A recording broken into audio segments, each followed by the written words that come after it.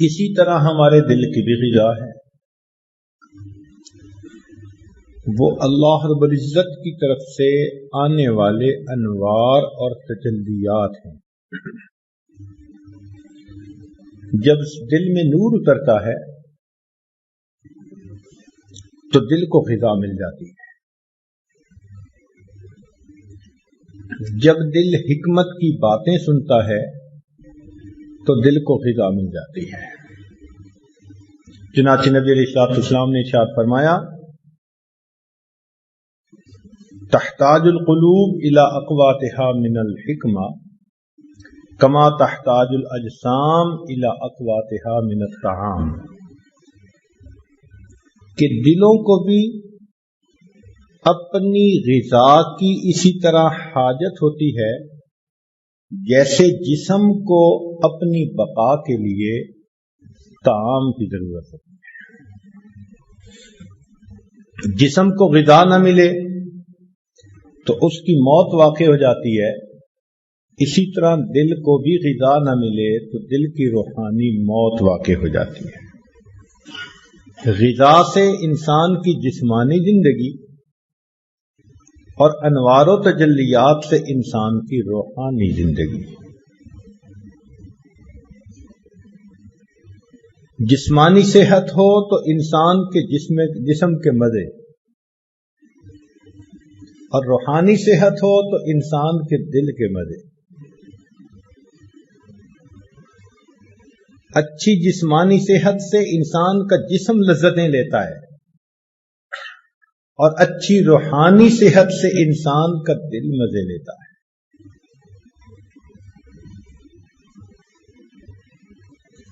دل کی زندگی جسم کی زندگی سے زیادہ اہم ہے۔ کیوں؟ کہ جسمانی موت انسان کا دنیا سے رابطہ منقطع کر دیتی ہے، اور روحانی موت انسان کا پروردگار سے رابطہ منقطع کر دیتی ہے۔ لِكُلِّ شَيْءٍ إِذَا فَارَقْتَهُ عِوَضٌ وَلَيْسَ لِلَّهِ إِنْ فَارَقْتَ مِنْ عِوَضٍ۔ اے دوست، دنیا میں کسی چیز سے تو جدا ہوا، تیرے لیے اس کا کوئی نہ کوئی نعم البدل موجود ہے۔ اگر تو اللہ سے بچھڑ گیا، تیرے لیے اللہ کا کوئی بدل موجود ہے۔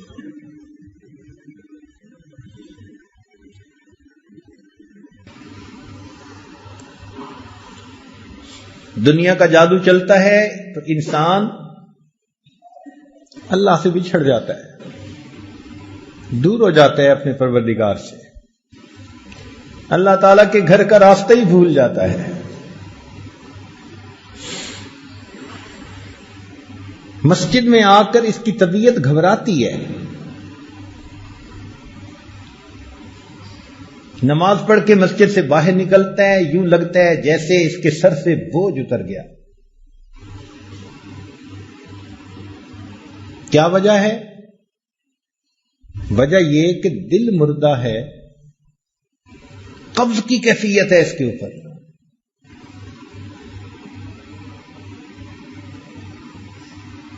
چنانچہ ایک بزرگ بڑی عجیب بات فرماتے تھے،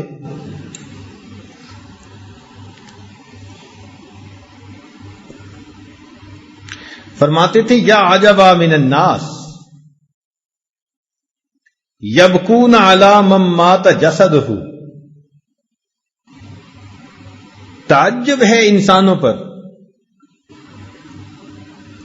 تعجب ہے انسانوں پر کہ کسی کا جسم مر جائے تو یہ اس کے اوپر روتے ہیں، ولا یبکون علی من مات قلبہ وہو اشد، اور اگر کسی کا دل مر جائے تو اس پر ان کو رونا نہیں آتا، حالانکہ دل کی موت جسم کی موت سے زیادہ اشد ہوا کرتی ہے۔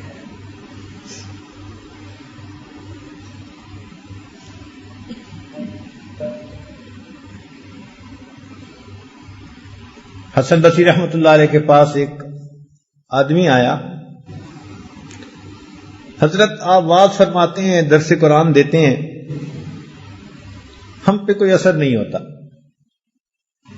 لگتا ہے ہمارے دل سو گئے، لگتا ہے کہ ہمارے دل سو گئے. حسن بصری رحمۃ اللہ نے فرمایا کہ یہ نہ کہو ہمارے دل سو گئے، بلکہ یہ کہو کہ ہمارے دل مو گئے، مر گئے. وہ بڑا حیران ہوا، کہنے لگا حضرت دل مر کیسے گئے؟ فرمایا اے دوست، اگر کوئی شخص سویا ہوا ہو، اسے جھنجھوڑا جائے، وہ جاگ اٹھتا ہے. جو جھنجھوڑنے سے نہ جاگے سویا ہوا نہیں، مویا ہوا ہوتا ہے.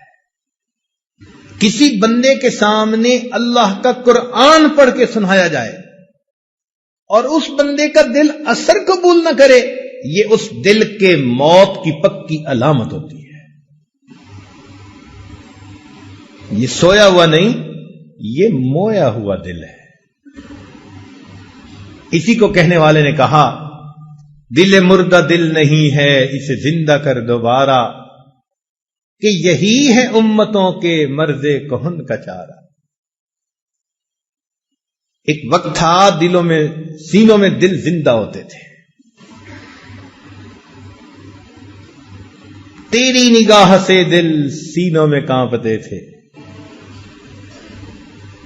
تیری نگاہ سے دل سینوں میں کانپتے تھے. کھویا گیا ہے تیرا جذبے کلندرانہ.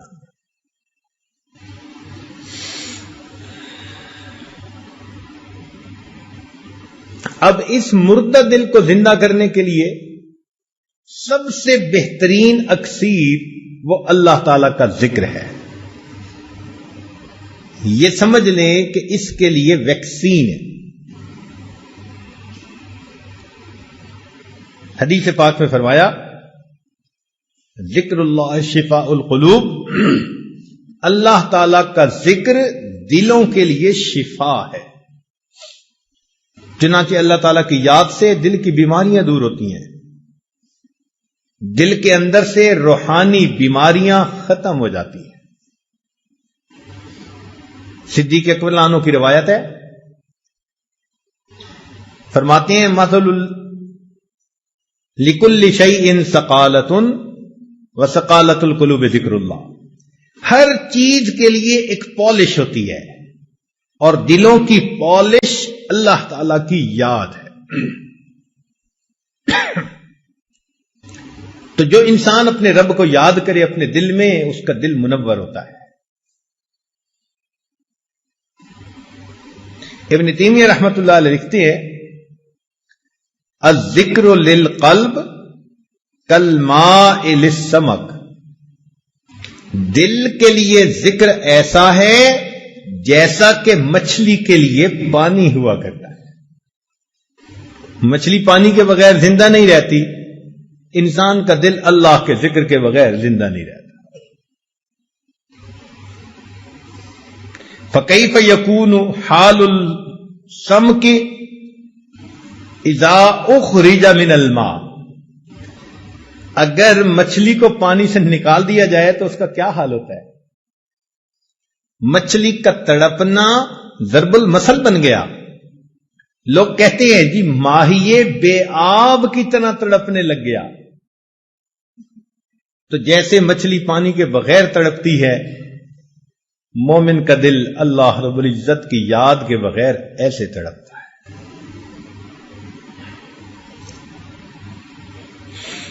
چنانچہ ابن قیم رحمۃ اللہ علیہ نے الوابل الصیب میں ذکر کے 90 فائدے گنوائے ہیں.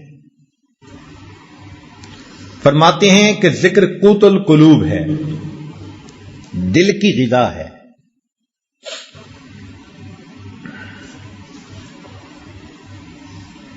انہ یطرد الشیطان، ذکر سے شیطان انسان سے دفع دور ہو جاتا ہے.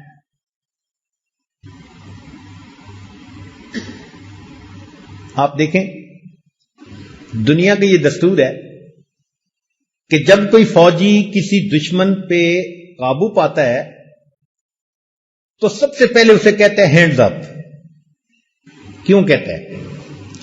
تاکہ اگر اس کے ہاتھ میں کوئی نقصان دہ چیز ہے تو وہ اس کے ہاتھ سے نکل جائے، ختم ہو جائے، خالی ہاتھ اوپر آ جائے. اس کو نقصان دہ چیز سے خالی کر دیتا ہے. بالکل اسی طرح شیطان جب انسان پر قابو پاتا ہے تو اس کے دل کو اللہ کی یاد سے غافل کر دیتا ہے.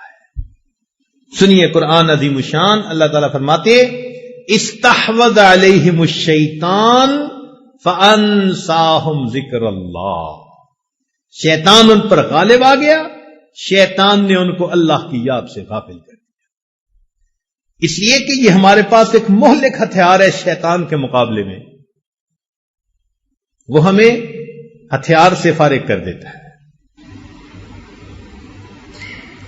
اور اگر انسان ذکر کرے تو اللہ تعالیٰ ارشاد فرماتے ہیں ان الذین اتقوا، بے شک جو میرے متقی لوگ ہیں، اذا مسہم طائف من الشیطان تذکروا، جب شیطان کی ایک جماعت ان پر حملہ آور ہوتی ہے وہ ذکر کرتے ہیں فاذا ھم مبصرون، اللہ ان کو بصیرت عطا فرما دیتے ہیں، شیطان سے بچ جاتے ہیں. تو ہماری پروٹیکشن شیطان سے اللہ رب العزت کے ذکر کے ذریعے سے. وَيَرْضَ الرحمن، اور ذکر سے رحمان خوش ہوتے ہیں. یزیل الحم والغم من القلب، ذکر کے کرنے سے انسان کے دل سے غم، پریشانی سب کچھ ختم ہو جاتا ہے. اسی کو کسی نے یوں کہا، نہ دنیا سے، نہ دولت سے، نہ گھر آباد کرنے سے تسلی دل کو ہوتی ہے خدا کو یاد کرنے سے.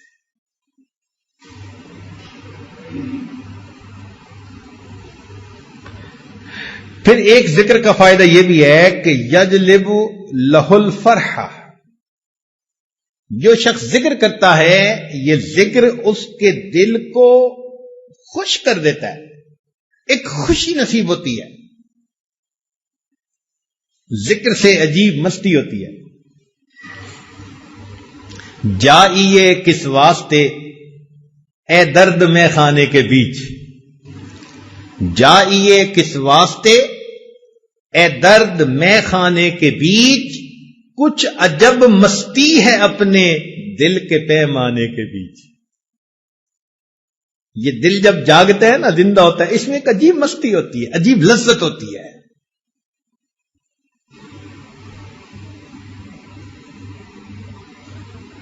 اسی کو حضرت باہو رحمت اللہ نے فرمایا، الف اللہ چمبے دی بوٹی مرشد من میرے وچ لائی ہو، نفی اسبات دا پانی ملیا ہر رگے ہر جائی ہو، اندر بوٹی مشک مچایا جان پھلن پر آئی ہو، جیوے مرشد میرا باہو جیں اے بوٹی لائی ہو. تو جن کے سینے میں یہ ذکر ہوتا ہے پھر قدر و قیمت کا انہی کو پتہ چلتا ہے. ایک فائدہ ذکر کا یہ ہے ینور القلب والوجہ، انسان کا دل بھی منور ہوتا ہے، انسان کا چہرہ بھی منور ہوتا ہے. یہ عجیب بات ہے.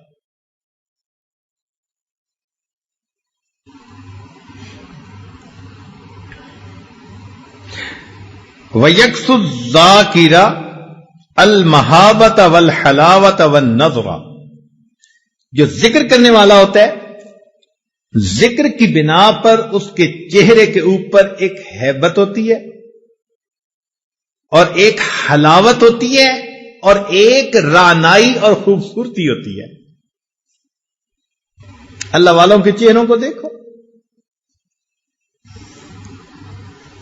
اللہ تعالی کی یاد کا نور ان کے چہروں پہ چمک رہا ہوتا ہے.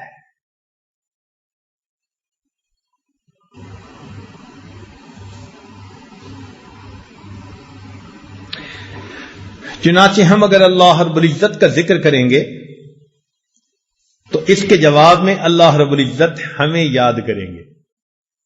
اب ذرا اس کی حقیقت سمجھ لیں. ہم تو ذکر کریں گے اللہ کا نام لے کر، اللہ اللہ کے ذریعے سے، مگر اس کے جواب میں اللہ تعالیٰ کیا کہیں گے؟ بندے بندے. نہیں، اس کا یہ مطلب نہیں ہے. دیکھیں، اگر آپ کو کسی افسر سے کوئی کام ہو،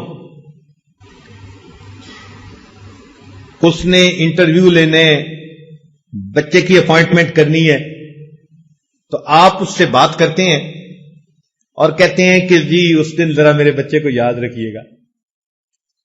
اب یاد رکھنے کا یہاں مفہوم اور ہے. کیا مطلب ہے؟ کہ جب آپ فیصلہ کرنے بیٹھیں گے تو میرے بچے کے حق میں فیصلہ کرنا. اللہ رب العزت کا یاد کرنا یہ ہے کہ بندہ اللہ تعالی کو ذکر کے ذریعے سے یاد کرتا ہے. اللہ تعالیٰ اپنے بندے کو نئے نئے اعمال کی توفیقیں دے کر یاد کرتے ہیں. اللہ اس بندے کے راستے کھولتے ہیں، فیصلے اس کے حق میں کر دیتے ہیں. اس کے لیے خیر کے فیصلے کر دینا، یہ اللہ کا یاد کر رہا ہے. اس لیے فرمایا فاذکرونی اذکرکم، میرے بندو تم مجھے یاد کرو، میں تمہیں یاد کروں گا. توجہ فرمائیے، فاذکرونی اذکرکم، میرے بندو تم مجھے یاد کرو، میں تمہیں یاد کروں گا. کیا مطلب؟ میرے بندو تم مجھے فرش پہ یاد کرو گے، میں پروردگار تمہیں عرش پہ یاد کروں گا. اے میرے بندو تم مجھے معذرت کے ساتھ یاد کرو گے، تم مجھے معذرت کے ساتھ یاد کرو گے، میں پروردگار تمہیں مغفرت کے ساتھ یاد کروں گا. تم معافی مانگنا، میں معاف کر دوں گا.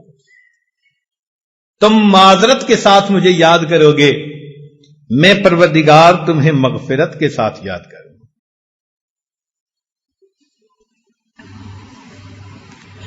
فاذکرونی اذکرکم، میرے بندو تم میرا احترام کرو گے، میں پروردگار مخلوق کے دلوں میں تمہاری عزتیں بٹھا دوں گا. کہتے ہیں بشر حافی رحمت اللہ علیہ شراب پیتے تھے، غفلت کی زندگی تھی. ایک دن جا رہے تھے، انہوں نے ایک کاغذ کے اوپر اللہ رب العزت کا نام لکھا دیکھا کہ کاغذ زمین پہ گرا ہوا تھا. ان کے دل میں خیال آیا یہ اللہ کا نام ہے. انہوں نے وہ کاغذ اٹھا کر اونچی جگہ پر رکھ دیا. اتنا سا عمل کیا.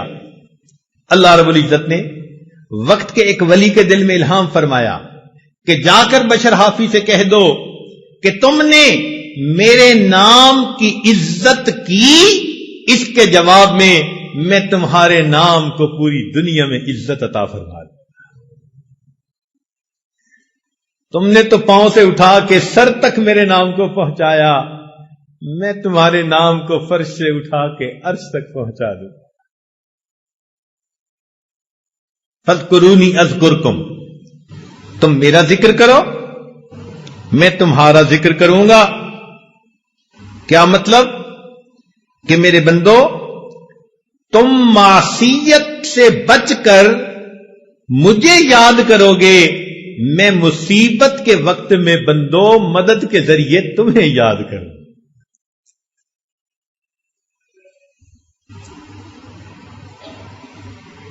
فاذکرونی اذکرکم، تم مجھے یاد کرو، میں تمہیں یاد کروں گا. کیا مطلب؟ میرے بندو تم اپنی راحت کے لمحات میں مجھے یاد کرو گے، میں تمہاری زحمت کے اوقات میں تمہیں یاد کروں.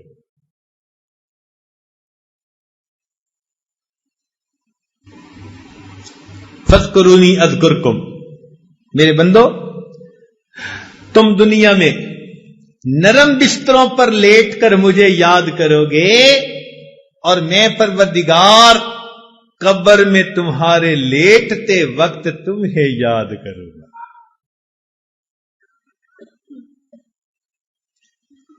تو یہ ذکر انسان کے لیے شفا ہے.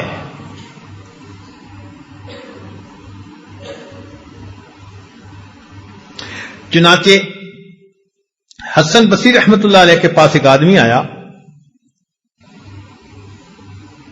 قال رجل للحسن یا ابا سعید اشکو الیک قسوۃ قلبی. اے ابو سعید، میں آپ کے سامنے اپنے دل کی سختی کا شکوہ کرتا ہوں، میرا دل بہت سخت ہے. قال اذبہ بالذکر، فرمایا کہ تم ذکر کے ذریعے سے اپنے دل کو موم بنا لو. تو دل ذکر کے ذریعے سے موم ہوتا ہے، اس کے اندر رقت آ جاتی ہے، اس کے اندر خوف خدا آ جاتا ہے، اس کے اندر اللہ کی محبت آ جاتی ہے. یہ دل ذکر کے بغیر سل ہوتا ہے، اور جب ذکر کثرت سے کرے پھر سینے میں دل ہوتا ہے. اب فیصلہ ہم کریں کہ ہمارے سینے میں دل ہے یا ہمارے سینے میں سل ہے.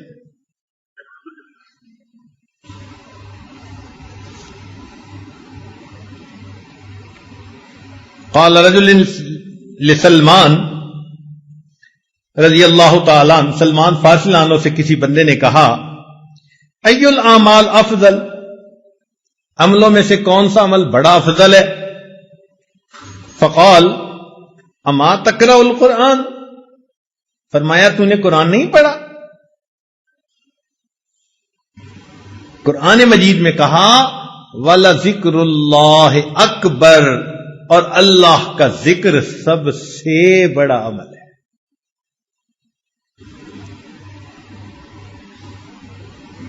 اسی حدیث پاک میں آتا ہے مثل الذی یذکر ربہ والذی لا یذکر ربہ کمثل الحی والمیت، مثال اس شخص کی جو ذکر کرتا ہے اور جو نہیں کرتا زندہ اور مردہ کسی ہے. ہم اللہ تعالی کا ذکر کثرت کے ساتھ کریں، اتنا کریں کہ دل جاری ہو جائے، دل زندہ ہو جائے. ایک لمحہ بھی ہم اللہ کی یاد سے غافل نہ ہو. گو میں رہا رہی نے ستم ہائے روزگار، لیکن تیرے خیال سے غافل نہیں رہا. دنیا کے کاموں میں ہم لگے ہوئے ہوں، کھیتی باڑی میں، تجارت میں، زراعت میں، مگر ہمارے دل اللہ کی یاد میں لگے ہوئے. ایسا دل بن جائے، ایک لمحہ بھی ہم اللہ کو نہ بھولیں. یہی تو ہمارے بزرگوں نے فرمایا کہ جو دم غافل سو دم کافر. جو سانس اللہ رب العزت سے غفلت میں گزر گیا، یوں سمجھ لو کہ وہ سانس کفر کی حالت میں گزر گیا. ایک لمحہ بھی اللہ سے غافل. ایسی کیفیت ہو ہماری، لیٹے بیٹھے چلتے پھرتے ہر وقت اللہ کی یاد دل میں. یاد میں تیری سب کو بھلا دوں، کوئی نہ مجھ کو یاد رہے. تجھ پر سب گھر بار لٹا دوں، خانہ دل آباد رہے. سب خوشیوں کو آگ لگا دوں، غم سے تیرے دل شاد رہے. سب کو نظر سے اپنی گرا دوں، تجھ سے فقط فریاد رہے. اب تو رہے بس تادم آخر، ورد زباں اے میرے الہ، لا الہ الا اللہ، لا الہ الا اللہ. ایسا ذکر جب زندگی میں کثرت سے ذکر کریں گے، پھر آخری لمحے میں کلمہ ہماری زبان پر آسانی سے جاری ہو جائے. تو ذکر کی کثرت یہ دل کی سختی کا علاج ہے. دل کی موت اگر ہو چکی تو اس کے لیے یہ حیات کی مانند ہے. اس لیے قرآن مجید میں ذکر کثیر کا حکم، یا ایھا الذین آمنوا اذکروا اللہ ذکرا کثیرا والذاکرین اللہ کثیرا والذاکرات. تو دیکھو ہر جگہ ذکر کثیر کا حکم ہے. کثرت سے ذکر کریں، کثرت سے ذکر کریں.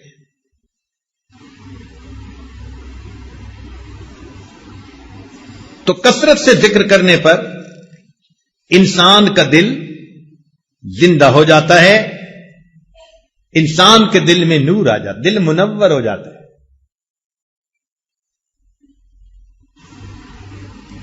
حضرت خواجہ مجذوب رحمۃ اللہ علیہ کلیکٹر تھے اپنے زمانے میں، ایک بڑی پوسٹ تھی، ریٹائرمنٹ ہو گئی۔ ایک صاحب ملے، اس نے کہا کہ حضرت کیا حال ہے؟ کیونکہ شاعر تھے تو شعراء حضرات بسا اوقات شعر میں جواب دے دیتے ہیں، آمد ہو جاتی ہے۔ تو حضرت نے شعر میں جواب فرمایا، سننے والے فرمایا پینشن ہو گئی ہے کیا بات ہے اپنی، پینشن ہو گئی ہے کیا بات ہے اپنی، اب دن بھی ہے اپنا اور رات ہے اپنی۔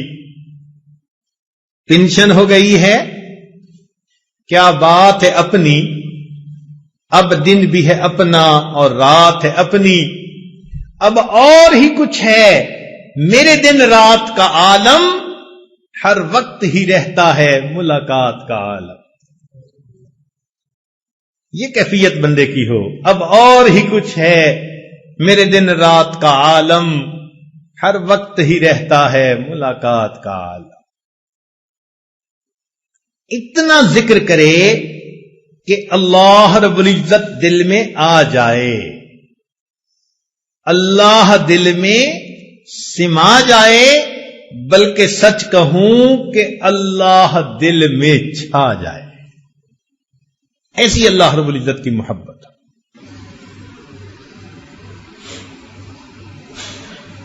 ایک بزرگ تھے،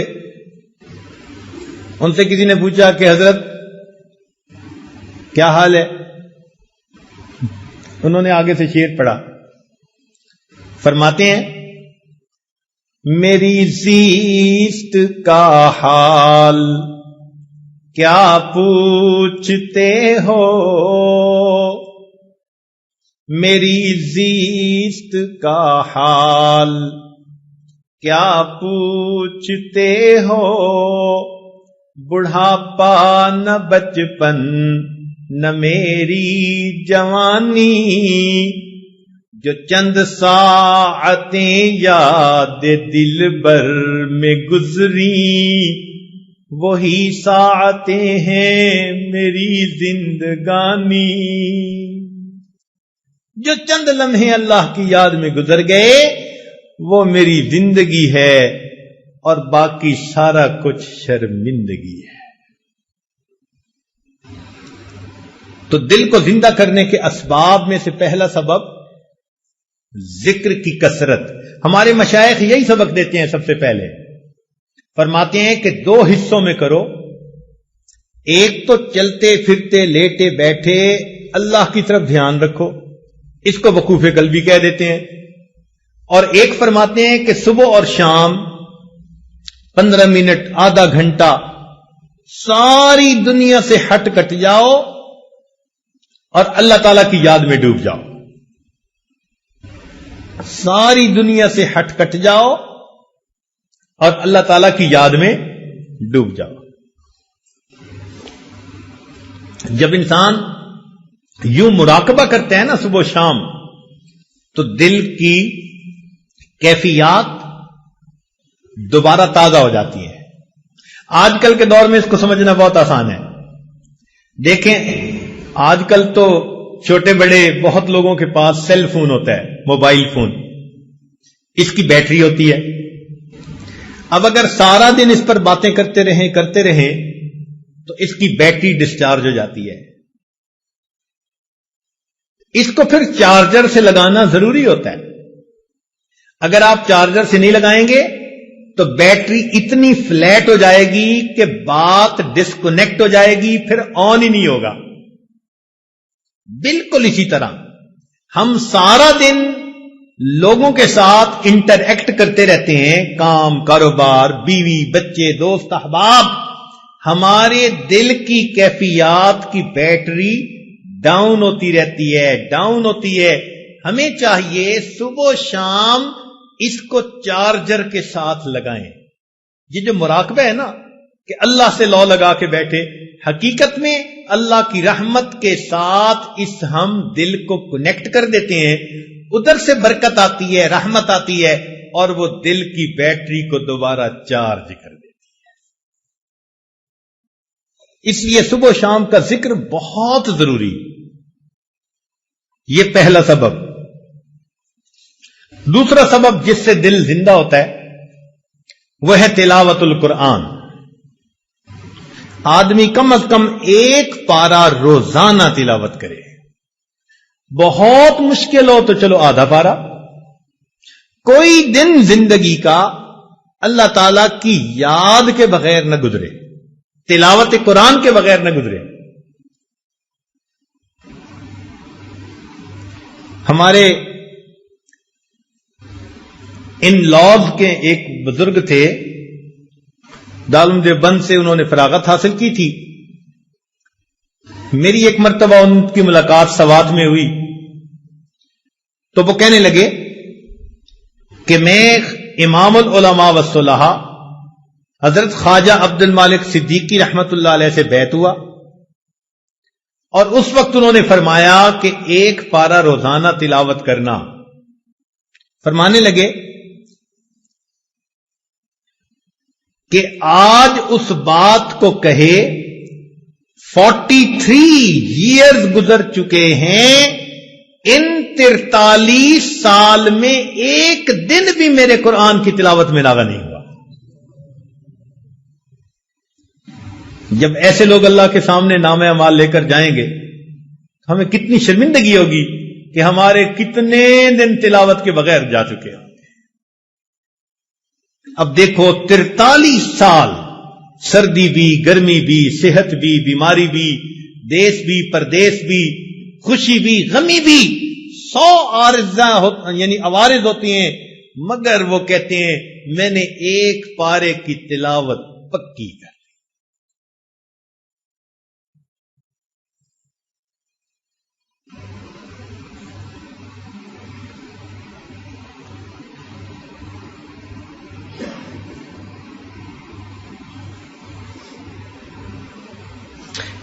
چنانچہ عبداللہ ابن عباس نے فرمایا کرتے تھے من احب القرآن احب اللہ ورسولہ. جو شخص قرآن سے محبت کرتا ہے وہ اللہ رب العزت اور اس کے رسول سے محبت کرتے ہیں, اور اللہ اور اس کے رسول اس بندے سے محبت کرتے ہیں. سیدنا عثمان ابن عفان رضی اللہ عنہ ایک عجیب بات فرماتے تھے. ان کو قرآن مجید کے ساتھ بہت عشق کا تعلق تھا, حتیٰ کہ ان کی شہادت بھی قرآن مجید کی تلاوت کرتے ہوئی. وہ فرماتے تھے لو طہرت قلوبکم ما شبعت من کلام ربکم. اگر تمہارے دل پاک ہو جاتے تو اللہ رب العزت کے قرآن پڑھنے سے تمہارا دل کبھی نہ بھرتا, کبھی تمہارا دل ہی نہ بھرتا. یہ جو دلوں کے اندر نجاست ہوتی ہے, گناہوں کی میل ہوتی ہے, اس کی وجہ سے پھر تلاوت کرنا بوجھ نظر آتا ہے.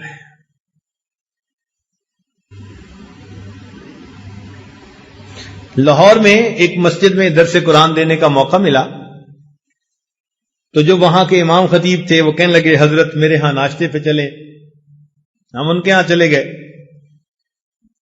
وہ بتانے لگے کہ حضرت میرے والد عاشق قرآن تھے.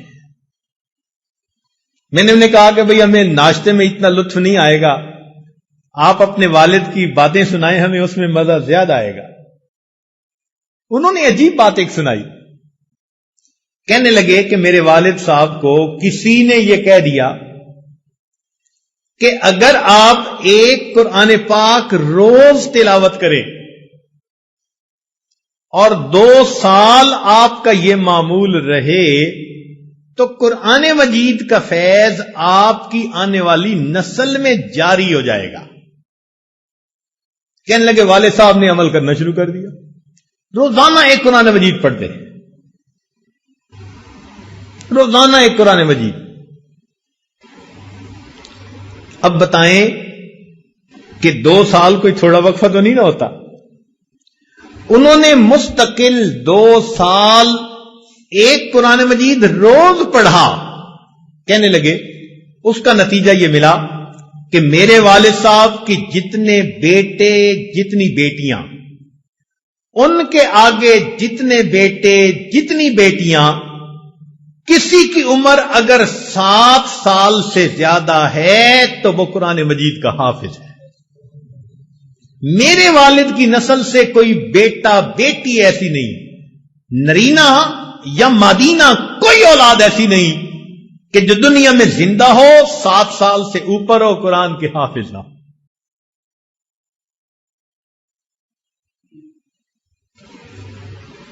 اللہ اکبر کبیر. محبت والے لوگ ابھی بھی زندہ ہیں. ہمیں شجاع آباد کی طرف ایک جگہ جانا پڑا، اسے کہتے ہیں حافظ والا. واہ میرے مولا، اس پورے گاؤں کے اندر ایک گھر ایسا نہیں جس میں کوئی عورت یا مرد اللہ کے قرآن کا حافظ نہ موجود. پوری بستی کے اندر کوئی ایسا گھر نہیں. ابھی کچھ لوگ باقی ہیں جہاں میں. تو بھائی وہ تو پورے قرآن کی تلاوت کرتے تھے. ہمارے لیے ایک پارہ تلاوت کون سا مشکل کام ہے؟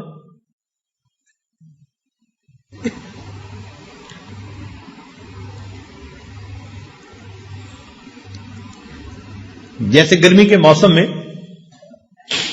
ایک آدمی صحرا کا سفر کر رہا ہو نا، پسینہ آیا ہوا ہوتا ہے، حلق خشک ہوتا ہے، اور جی چاہتا ہے کہ پانی کا قطرہ کہیں سے مل جائے. اب ایسے بندے کو اگر ٹھنڈا اور بہترین شربت دیا جائے، وہ کتنی رغبت سے اس شربت کو پیتا ہے. اللہ والے اللہ کے قرآن کو اسی طرح پڑھتے ہیں کہ ہر آیت پڑھتے ان کو یوں مزہ آتا ہے جیسے پیاسے بندے کو شربت پینے کا مزہ آ رہا. آج کل کے نوجوان آئس کریم کھاتے ہیں جی، ونیلا آئس کریم. اچھا بھائی، کہتے ہیں جی کہ بس اس کو کھائیں تو ہر دفعہ کھانے کا مزہ. اللہ والوں کے دل کی یہی کیفیت، ان کو قرآن مجید کی ہر آیت پر اس طرح مزہ آتا ہے جس طرح ہمیں آئس کریم ہر دفعہ منہ میں لے جانے کا مزہ آتا ہے. اصل میں ہم اس مزے سے واقف نہیں نا، اس لیے، ورنہ آسان کام ہوتا ہے عشاء کے وضو سے فجر کی نماز پڑھ لینا. 40 سال عشاء کے وضو سے فجر کی نمازیں پڑھی ہمارے بزرگوں نے. وہ رات کے اندھیرے کے اس طرح منتظر ہوتے تھے، ہم تہجد پڑھیں گے جس طرح دلہا اپنی دلہن سے ملاقات کے لیے رات کا منتظر ہوا کرتا ہے. اس لیے کہتے تھے کہ لوگوں کا دن سورج کے طلوع ہونے سے شروع ہوتا ہے اور ہمارا دن سورج کے غروب ہونے سے شروع ہوتا ہے. امام راضی رحمت اللہ علیہ فرماتے تھے، اللہ دن اچھا نہیں لگتا مگر تیری یاد کے ساتھ، رات اچھی نہیں لگتی مگر تجھ سے راز و نیاز کے ساتھ.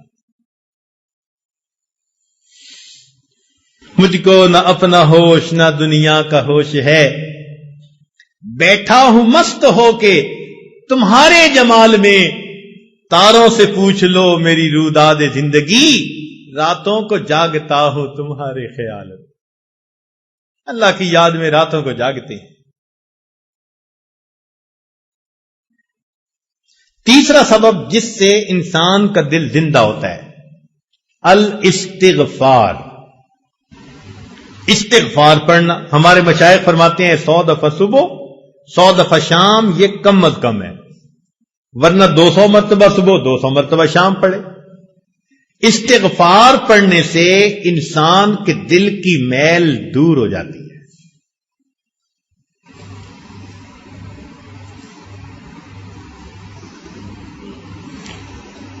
عائشہ صدیقہ رضی اللہ تعالیٰ عنہ نے روایت کی نبی علیہ السلام سے کہ طوبی لمن وجد فی صحیفتہ استغفارا کثیرا، مبارک ہو اس کو جو قیامت کے دن اپنے نام اعمال میں کثرت کے ساتھ استغفار لکھا دیکھے گا۔ اب بتاؤ یہ کتنا آسان کام ہے۔ آپ کام کر رہے ہیں، جو مرضی کر رہے ہیں، ڈرائیونگ کر رہے ہیں، استغفر اللہ اپنی زبان پہ رکھیں۔ استغفر اللہ کے لفظ پڑھنے میں کون سی مشکل ہے؟ آپ اس کو 1000 دفعہ پڑھ سکتے ہیں، یا تو پورا پڑھیں، استغفر اللہ ربی من کل ذنب واتوب الیہ۔ نہیں پڑھ سکتے تو فقط استغفر اللہ بھی پڑھیں گے تو برکت سے خالی نہیں رہے گے۔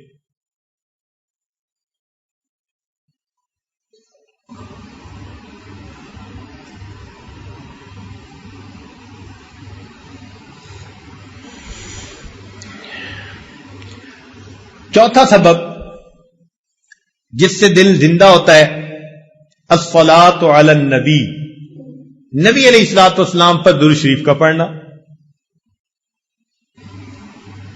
نبی علیہ السلام نے ارشاد فرمایا، من صلی علی واحدۃ صلی اللہ علیہ عشرا، جو ایک مرتبہ مجھ پر درود شریف پڑھتا ہے، اللہ رب العزت اس بندے پر 10 مرتبہ رحمت نازل فرماتے ہیں۔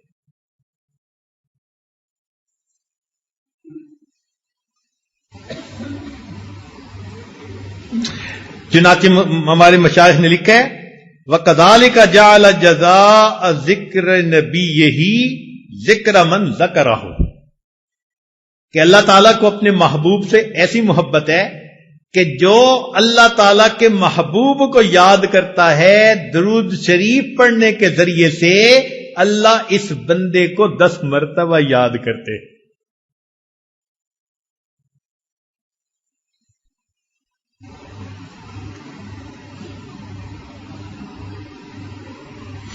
حدیث پاک میں آتا ہے، من صلی علی صلاۃ واحدۃ، جس نے مجھ پر ایک مرتبہ درود شریف پڑھا، صلی اللہ علیہ عشر صلوات، اللہ تعالیٰ 10 رحمتیں نازل فرماتے ہیں۔ وحطت عنہ 10 خطیئات، اس کی 10 خطائیں اللہ معاف فرما دیتے ہیں۔ ورفعت لہ 10 درجات، اور جنت میں اس کے 10 درجے بلند فرما دیتے ہیں۔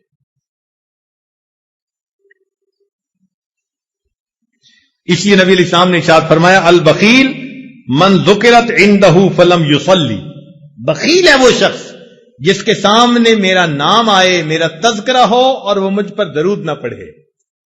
اس لیے جب بھی نبی علیہ السلام کا نام نامی اس میں گرامی آئے تو صلی اللہ علیہ وسلم کم از کم ضرور پڑھنا چاہیے۔ حدیث پاک میں آتا ہے کہ ان للہ ملائکۃ سیاحین، اللہ تعالیٰ کے کچھ فرشتے ایسے ہیں جو زمین کے اندر چلتے پھرتے ہیں، سیاحت کرتے ہیں۔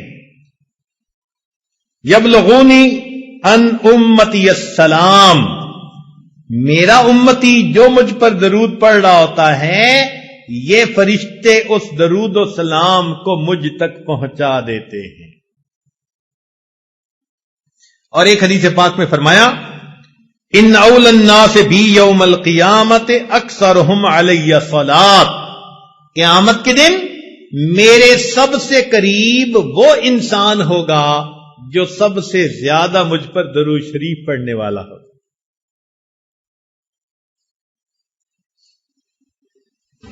تو معلوم ہوا کہ ہمیں یہ سب اسباب عمل میں لانے ہیں، اللہ کا ذکر کثرت سے کرنا ہے، اور 2 تلاوت قرآن کرنی ہے، استغفار کرنا ہے، اور درود شریف پڑھنا ہے۔ کئی لوگ سوال پوچھتے ہیں، جی استغفار پہلے کریں یا درود شریف پہلے پڑھیں؟ تو ہمارے بزرگوں نے اس کا ایک سادہ سا جواب دیا ہے، اگر کوئی کپڑا میلا ہو تو اس کو ترتیب یہی ہے کہ پہلے دھوتے ہیں اور پھر اس کے اوپر عطر لگا دیتے ہیں۔ یا کبھی ایسا ہوا کہ کسی نے پہلے عطر لگا دی ہو، بعد میں دھویا ہو، پہلے کیا کرتے ہیں؟ دھو لیتے ہیں، بعد میں کیا کرتے ہیں؟ تو استغفار سے ان میلے دلوں کو دھو لیجئے، پھر درود شریف کے ذریعے سے عطر اور خوشبو اس پر چھڑک لیجئے۔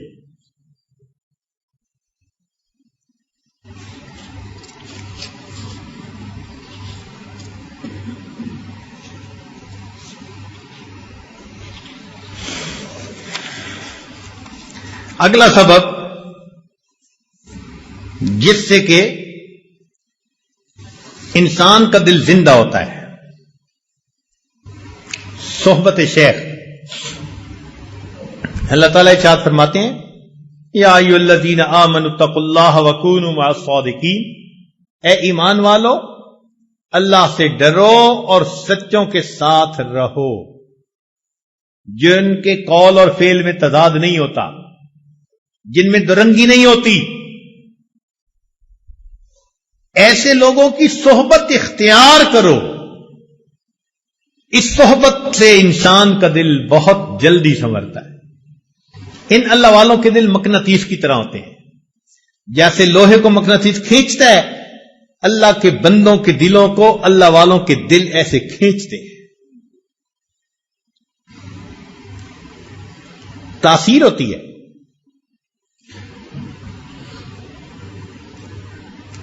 ہم لوگ جب الیکٹریکل انجینئرنگ پڑھتے تھے تو ہمیں ٹرانسفارمر کے بارے میں پڑھاتے ہوئے انہوں نے کہا کہ دیکھو، ایک ادھر کی وائنڈنگ ہوتی ہے پرائمری، ایک ادھر کی وائنڈنگ ہوتی ہے سیکنڈری، ان میں فزیکلی کنٹیکٹ کوئی نہیں ہوتا، مگر ادھر سے وولٹیج ادھر انڈیوس ہو جاتا ہے۔ بالکل یہی حال کہ اللہ والوں کی صحبت میں جو بندہ بھی آ کر بیٹھتا ہے وہ ہائی وولٹیج جو ہوتا ہے نا اللہ کی محبت کا، وہ دوسرے سینوں میں بھی انڈیوس ہو جاتا ہے۔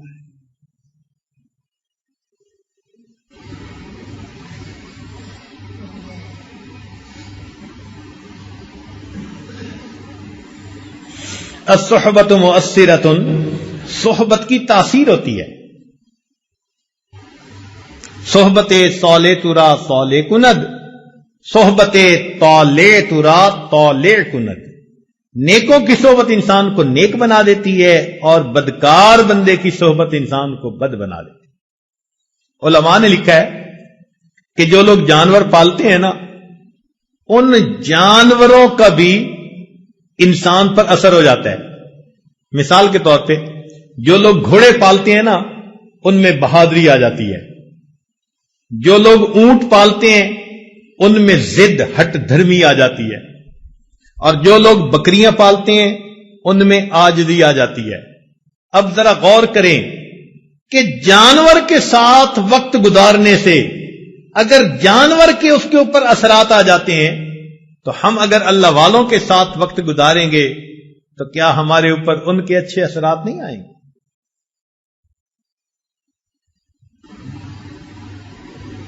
نہ پوچھن خرقہ پوشوں کی ارادت ہو تو دیکھن کو، یدے بیضا لیے بیٹھے ہیں اپنی آستینوں میں۔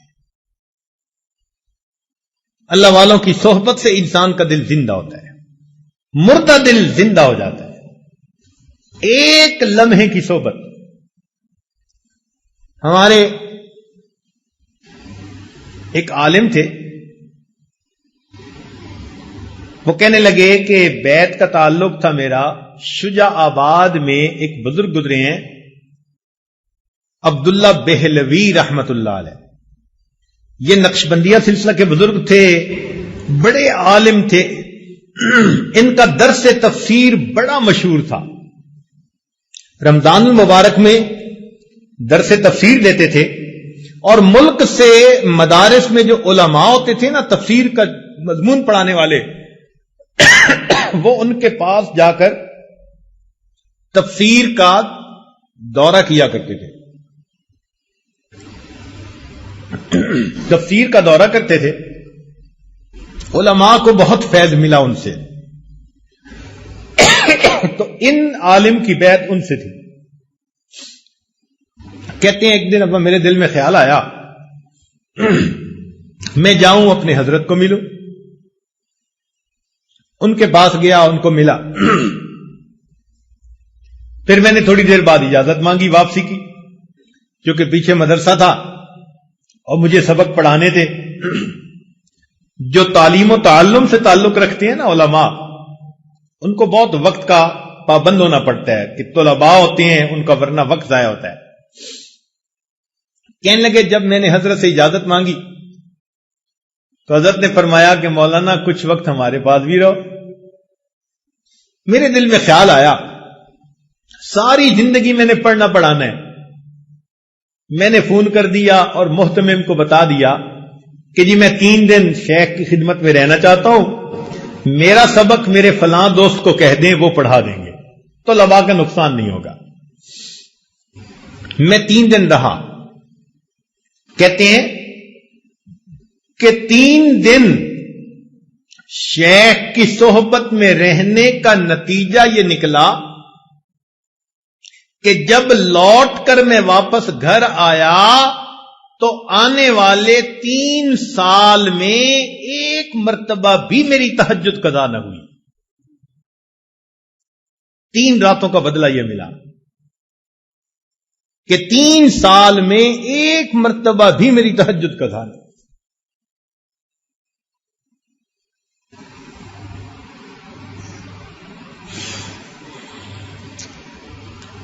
دل کو زندہ کرنے کا ایک سبب اتباع سنت.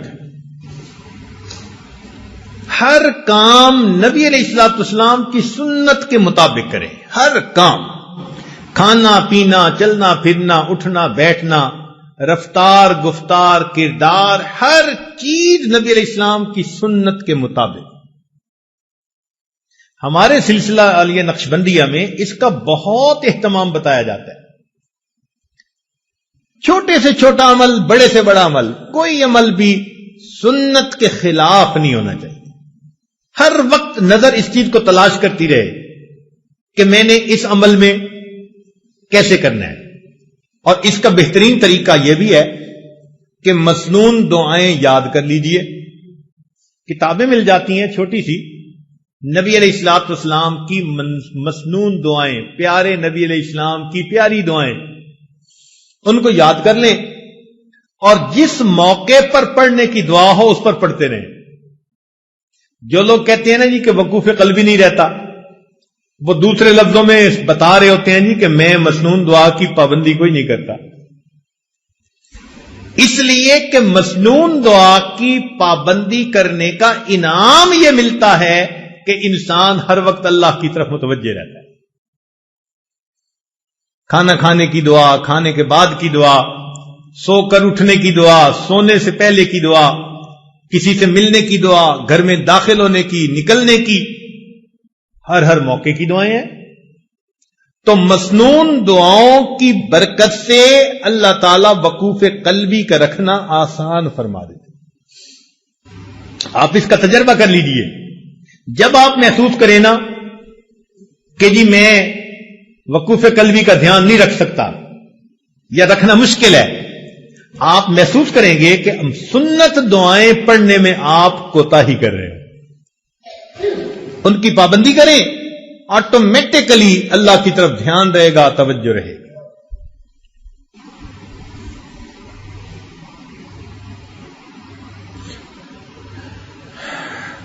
دل کو زندہ کرنے کا ایک اور عمل قیام اللیل, تہجد کی نماز.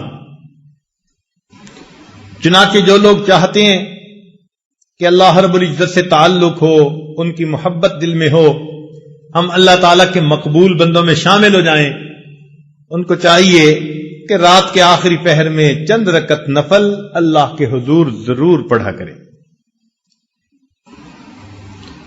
اللہ تعالیٰ فرماتے ہیں والذین یبیتون لربہم سجدا وقیاما. حدیث پاک میں آتا ہے افضل الصلاۃ بعد المکتوبۃ قیام اللیل, کہ 5 فرض نمازوں کے بعد سب سے افضل نماز تہجد کی نماز ہے.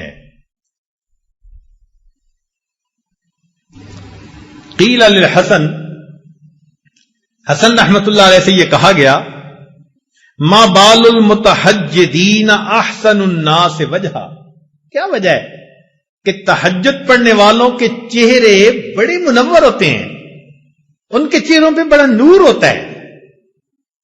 قال, انہوں نے جواب دیا لأنہم خلو بالرحمن فألبسہم نور من نورہ, اس لیے کہ وہ اللہ کے ساتھ تنہائی میں عبادت میں وقت گزارتے ہیں، اللہ اپنے نور کو ان کے چہروں پر پالش کر دیتے ہیں۔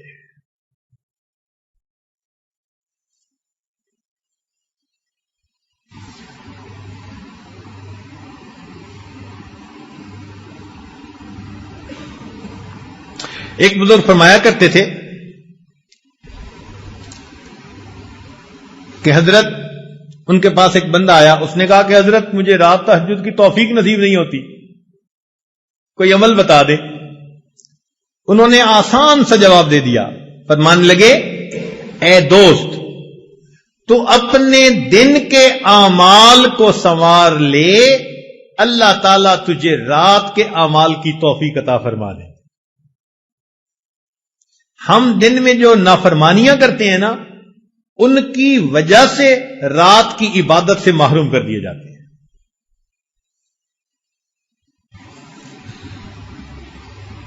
فقال لا تعصه بالنهار، تو دن میں اللہ کی نافرمانی نہ کر، وَهُوَ يُقِيمَكَ بَيْنَ يَدَيْهِ بِاللَّيْلِ، تو دن میں اس کی نافرمانی نہ کر، وہ تجھے رات میں قیام کی توفیق عطا فرما دے۔ یروان سفیان ثوری رحمت اللہ سے یہ بات منقول ہے، فرماتے تھے کہ حرمت قیام اللیل 5 اشہر بذنب اصبتہ، ایک مرتبہ ایک گناہ مجھ سے سرزد ہو گیا جس کی وجہ سے 5 مہینے تہجد کی نماز سے میں محروم ہو گیا۔ اور پتہ ہے وہ گناہ کون سا تھا؟ فرماتے ہیں گناہ یہ تھا کہ ایک نوجوان دعا مانگتے ہوئے رو رہا تھا، اور میں نے اس کی طرف دیکھ کر گمان کیا کہ یہ ریاکاری کر رہا ہے۔ میں نے اپنے دل میں اتنا سوچا ریاکاری کر رہا ہے۔ اس بدگمانی کے گناہ کی وجہ سے اللہ نے 5 مہینے تہجد سے مجھے محروم کر دیا۔ اور ہم کتنی بدگمانیاں کرتے ہیں لوگوں کے بارے میں بھائی، ہر کسی سے بدگمان الا ماشاء اللہ، پھر کہتے ہیں جی تہجد نہیں ملتی۔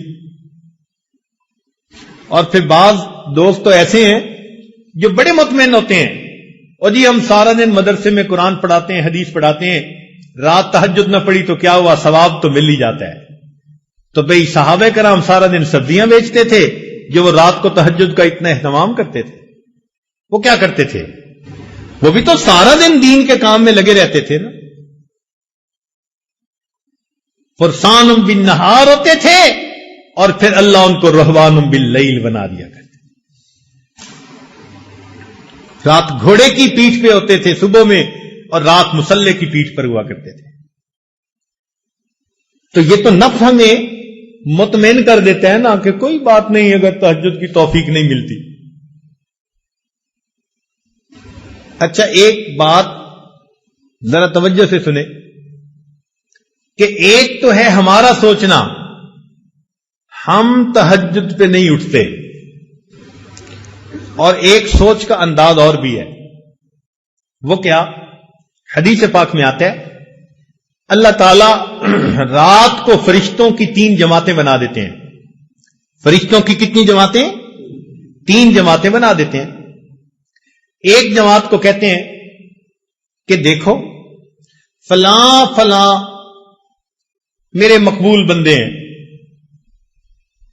تم جاؤ اور ان کو پر مار کے جگا دو، یہ تہجد میں اٹھنے کا وقت ہے، یہ اٹھیں گے مجھ سے مانگیں گے، میں پروردگار ان کی جھولیوں کو بھر دوں گا۔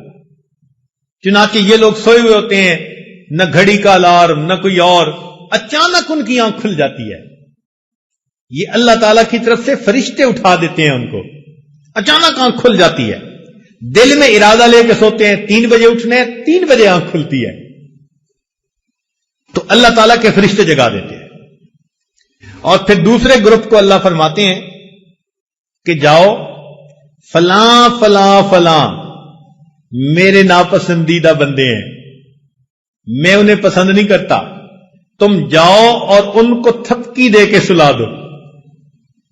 یہ میرے نیک مقبول بندوں کے اٹھنے کا وقت ہے اور میں نہیں چاہتا کہ اس موقع پر یہ مجھے اپنی شکل دکھائیں. رات کے 1 بجے تک جاگتے رہیں گے, 2 بجے تک جاگتے رہیں گے, جب تہجد کا وقت شروع ہو جائے گا نیند آ جائے گی. آپ شادی بیاہ پہ دیکھیں, لوگ پروگرام بناتے ہیں, آج شادی کی رات ہے جی, ساری رات جاگیں گے. ساری رات نہیں جاگتے. جب تہجد کا وقت شروع ہوتا ہے سارا مجمع سو جاتا ہے. گھر کی عورتیں سو جاتی ہیں, مرد سو جاتی ہیں, مہمان, بچے سب سوئے پڑے ہوتے ہیں. وہ سوئے نہیں ہوتے, ان کو سلا دیا جاتا ہے. تو یوں بھی تو ہم سوچ سکتے ہیں نا کہ ہم تہجد نہیں پڑھتے. نہیں نہیں نہیں, شاید ہم سے کوئی ایسا گناہ ہوتا ہے, اللہ تعالی اس برکت والے وقت میں ہماری شکل دیکھنا پسند ہی نہیں کرتے.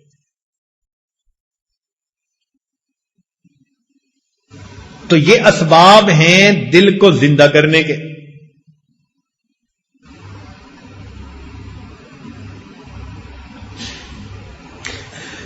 ایک آخری سبب الدعا.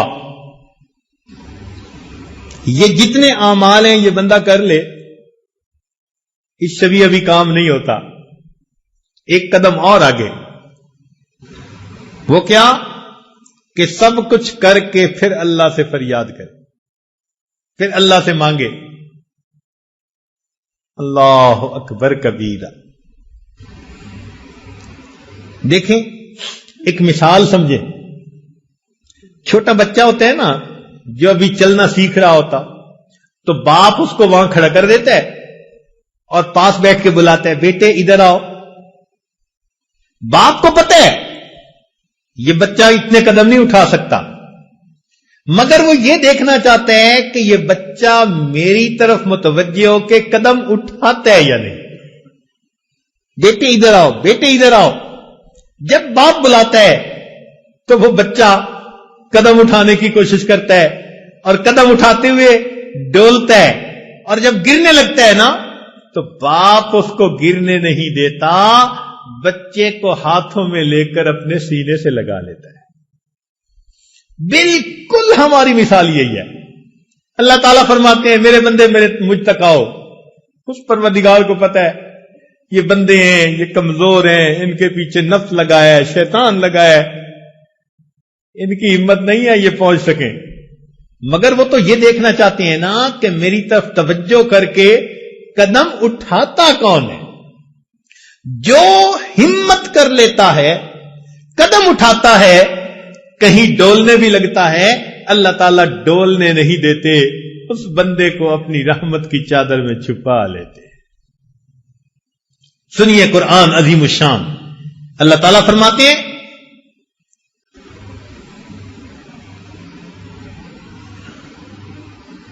وَلَوْلَا فَضْلُ اللَّهِ عَلَيْكُمْ وَرَحْمَتُهُ, اگر اللہ کا فضل اور اس کی رحمت تم پر نہ ہوتی, ما زکا منکم من احد ابدا, تم میں سے کبھی بھی کوئی ستھرا نہ ہوتا.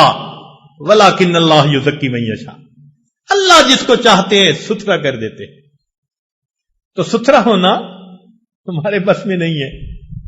ولولا فضل اللہ علیکم, تو معلوم ہوا کہ یہ سب کچھ کر کے بھی رات کو اللہ کے سامنے دامن پھیلانا پڑے گا. مولا ہمارے اعمال پر معاملہ نہیں سنورتا. آپ نے قرآن مجید میں فرما دیا ولولا فضل اللہ علیکم ورحمتہ, اگر اللہ کا فضل نہ ہوتا, اس کی رحمت نہ ہوتی, ما زکا منکم من احد ابدا, تم میں سے کوئی کبھی بھی ستھرا نہ ہو سکتا. ولیکن اللہ یزکی من یشاء, اللہ جس کو چاہتے ہیں اس کو ستھرا کر دیتے. اے مولا میں اس وقت دامن پھیلائے بیٹھا ہوں, آپ سے آپ ہی کو چاہتا ہوں, اللہ رحمت کی نظر کر دیجئے. تیری ایک نگاہ کی بات ہے, میری زندگی کا سوال ہے کہ اللہ رحمت کی ایک نظر ڈال دیجئے, میری بگڑی بنا دیجئے, میری کشتی پار لگا دیجئے. میں نے جھولی پھیلا دی ہے۔ اللہ، دنیا کے فقیروں کو دیکھا، بڑے دروازے کے سامنے جاتے ہیں، اونچی صدا لگاتے ہیں، مولا یہ تو کائنات کا سب سے بڑا دروازہ، میں اس دروازے کے سامنے ہوں۔ اے اللہ، دنیا کا فقیر کسی دروازے سے خالی چلا جائے، توقع ہوتی ہے دوسرے دروازے سے مل جائے گا، مگر جو تیرے دروازے سے خالی اٹھا، مولا اس کے لیے کوئی دوسرا دروازہ نہیں۔ آپ ہی مہربانی فرما دیجئے، اور اللہ آپ ہی میری بگڑی بنا دیجئے۔ اللہ سے عاجزی کے ساتھ رو رو کے دعائیں مانگیے، پھر دیکھیے اللہ کی رحمت کیسے برستی ہے۔ اے اللہ، میں آپ کے در پر آیا ہوں، یہاں سے لوٹ کے کہیں نہیں جا سکتا، میرے لیے کوئی دوسرا دروازہ نہیں۔ تنگ دستی کے جو عالم میں گھبراتا ہوں، اے اللہ بہت پریشان کر دیا حالات نے، در در کے دھکے کھا لیے، اب تیرے دروازے پہ آ پہنچا۔ تنگ دستی کے جو عالم میں گھبراتا ہوں، پردرے غیر پہ جاتے ہوئے کتراتا ہوں۔ اللہ، میں غیر کے دروازے پہ نہیں جاتا۔ دنیا کہتی ہے عامل کے پاس چلے جاؤ، فلاں جگہ چلے جاؤ، لا کہیں نہیں جاؤں گا، مسجد میں ہوں، تیرے دروازے پہ ہوں، اب میں کسی اور طرف نہیں جاتا۔ تنگ دستی کے جو عالم میں گھبراتا ہوں، پردرے غیر پہ جاتے ہوئے کتراتا ہوں۔ ہاتھ پھیلانے میں محتاج کو غیرت کیسی، شرم آتی ہے کہ بندہ تیرا کہلاتا ہوں۔ اے اللہ، محتاج تو ہاتھ پھیلا دیتا ہے، مگر مجھے شرم آتی ہے، بندہ تیرا ہوں، ہاتھ غیر کے سامنے پھیلاؤں۔ تم ہی سے مانگیں گے، تم ہی دو گے، تمہارے در سے ہی لو لگی ہے۔ رمضان کا مہینہ ہے، مقبول راتیں ہیں۔ اللہ کے نبی علیہ السلام نے فرمایا کہ بنی کلب کی بکریوں کے بالوں کے برابر جہنمی ہر رات میں جہنم سے بری کر دیے جاتے ہیں۔ آج اس اجتماع کی آخری رات ہے، ہم اللہ تعالی سے دعا مانگیں، مولا جب اتنے اربوں انسان ایک رات میں بخشے جاتے ہیں، ہم پر بھی رحمت کی نظر ہو جائے، اور آج اللہ رب العزت آپ ہمیں بھی بخش دیجئے۔ ہم سے تو دھوپ کی گرمی برداشت نہیں ہوتی، تیرے جہنم کی گرمی کہاں برداشت ہوگی۔ میرے مولا، آپ نے ہمیں ناز و نعمت سے پالا ہے، آپ ہمیں آخرت کی نعمتوں سے محروم نہ کر دیجئے گا۔ رب کریم رحمت کا معاملہ فرمائیے۔ یہ دل آج مردہ ہیں، ہم ان کو زندہ کرنا چاہتے ہیں، تیری نگاہ ناز پڑے گی، دل زندہ ہو جائیں گے۔ آج کی اس بابرکت رات میں اللہ ہمارے دلوں کو زندہ فرما دیجئے، ہماری یہ دعائیں قبول کر لیجئے۔ مولا، ہمیں مانگنا بھی نہیں آتا، ہمیں بن مانگے عطا فرما دیجئے، بن مانگے عطا فرما دیجئے، ہماری پریشانیاں دور کر دیجئے۔ میرے مولا، رحمت کے ساتھ ہمیں اس جگہ سے زندہ دلوں کو لے کر واپس جانے کی توفیق عطا فرما دیجئے۔ جو بھی پریشانیاں ہیں اپنی رحمت سے ان کو دور فرما دیجئے، اور آنے والے وقت کو اللہ گزرے ہوئے وقت سے بہتر فرما دیجئے۔ رب کریم، ہم آپ کی خدمت میں یہ عرض کرتے ہیں، فریاد کرتے ہیں کہ اس مجلس میں ہمارے دلوں کو زندہ فرما دیجئے۔ ہم نے دنیا میں دیکھا، گھر آئے مہمان کی دنیا دار بھی لحاظ کر لیتے ہیں۔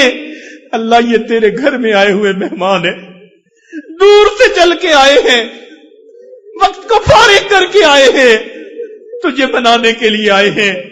میرے مولا، مہمان کو خالی کوئی نہیں بھیجتا، آپ نے حکم دیا کہ مہمان کی مہمان نوازی کرو، عزت افزائی کرو۔ میرے مولا یہ آپ کے گھر میں مہمان آئے ہیں، آپ بھی مہربانی فرما دیجئے، ان کے دل کی نیک مرادیں پوری فرما دیجئے، جو چاہتے ہیں اللہ عطا فرما دیجئے۔ رب کریم، ہم نے دنیا میں دیکھا ماں باپ اپنے چھوٹے بچوں کی چھوٹی چھوٹی تمناؤں کو پورا کر کے خوش ہو جاتے ہیں۔ اللہ یہ آپ کے بندے ہیں، ان کے دل کی جو تمنائیں ہیں شرعی اعتبار سے اللہ آپ بھی ان کو پورا کر کے خوش ہو جائیے اور اپنے بندوں کو بھی خوش فرما دیجئے۔ وآخر دعوانا ان الحمد للہ رب العالمین۔ تھوڑی دیر کے لیے مراقبہ کر لیجئے، آنکھوں کو بند کر لیجئے، سر کو جھکا لیجئے۔ دنیا اور جو کچھ دنیا میں ہے اس سے ہٹ کٹ کے اللہ رب العزت کی یاد میں ڈوب جائیے۔ انسان اپنے اندر جھانکتا ہے، اسے اپنی اصل تصویر نظر آتی ہے۔ اپنے من کے دریچے کو کھولیے، اپنی اصل